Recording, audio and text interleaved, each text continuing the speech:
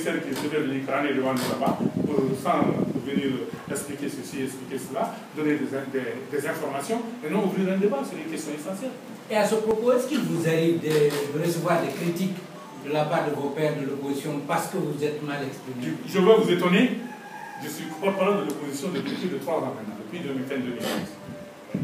Je n'ai jamais été rappelé à l'ordre, je n'ai jamais été même critiqué, je n'ai jamais reçu même des observations de la part de l'intervenant. Comment vous parvenez à faire? Et c'est vrai que c'est très compliqué. Et dans un pays comme la Guinée, c'est surprenant parce que, comme les gens généralement tirent dans tous les sens, c'est extrêmement étonnant. Mais ce que je fais tout pour ne jamais sortir du consensus structuré.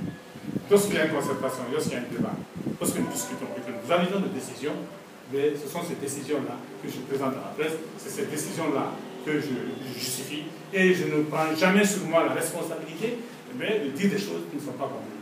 Vous ne mettez pas votre opinion, mais ce qui a été... Celle de l'opposition. Si j'ai l'intention de parler tout seul, je le dis dans nos réunions sont parfois très heureuses.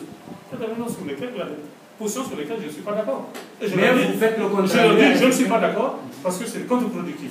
Et très souvent, malheureusement, il se trouve que j'ai raison. Bon, mais finalement, sauvegarder la cohésion. Un exemple, quelle décision vous avez critiquée? Un exemple? Là, c'est entre nous. C'est entre nous. Sur la caméra là. Le volet social, il y a eu des soubresauts à un journal, à un groupe de presse, l'Indépendant. Il y a eu souvent des mouvements de grève à Silalami. Que pensez-vous à ceux qui disent qu'ayant été incapable de gérer même son entreprise, c'est prétendent gérer le pays? Bon, d'abord, je vais vous répondre. Il va te dire d'abord que c'est prétentieux pour toi de le critiquer. Non, non, non.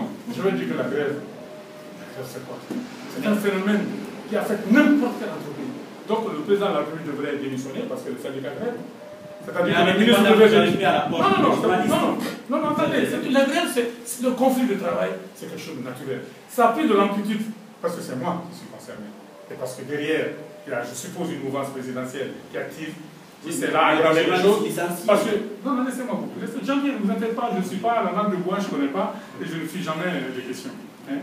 Donc, à ce qui concerne donc, ces deux entités, pour ceux qui concernent les indépendants, si vous voulez que je revienne sur ça, sur les indépendants, moi je n'ai même pas su qu'il y avait eu grève à l'indépendant. C'est 2 semaines, 3 semaines après, parce que le journal apparaissait régulièrement. C'est après que, c'est même pas, Jean, c'est le contact qui m'a dit, ah, il y a des journalistes qui ont décidé de briller. C'est un groupe de journalistes.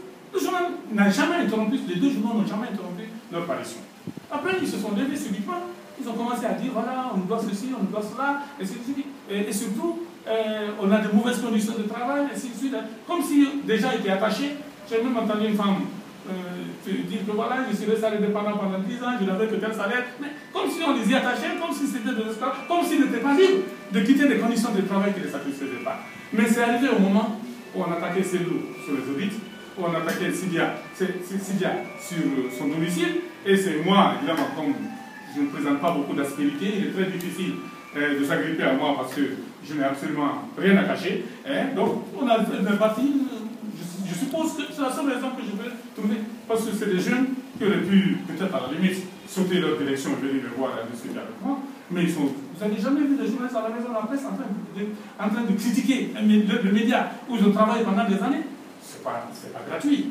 Hein. Vous avez vu tout un tamal qui a été fait à travers toute la Guinée, à travers le monde, je dirais même, pour des journalistes qu'on devrait, dans 2 petits journaux.